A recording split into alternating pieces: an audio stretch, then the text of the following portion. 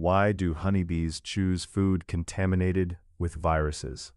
The research focused on sugary foods contaminated with viruses that affect bees, such as the deformed wing virus. This virus is related to the mite varroa destroyer, a great enemy for modern beekeeping. Scientists carried out experiments both in the laboratory and in the field. Bees had to choose between clean syrups and contaminated syrups. The results were unexpected and depended on several factors, such as the type of bee and the season of the year. In nature, smelling danger is crucial to the survival of a colony.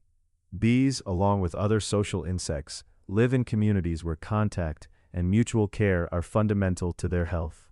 Until now, it was known that bees could react to indirect signs of disease. However, this study raises the question of whether they can detect viruses directly in their food.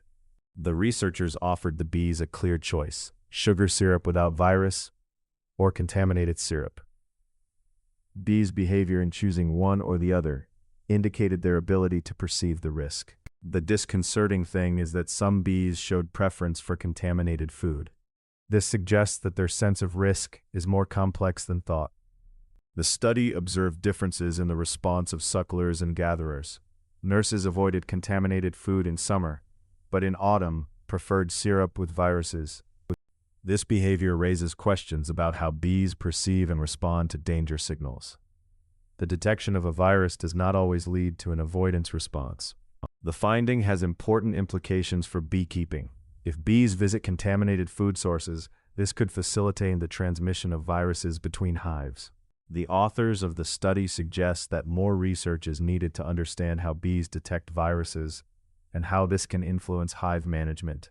This discovery highlights the complexity of bee behavior. Sometimes what seems like an intuitive response can be more complicated and full of nuances.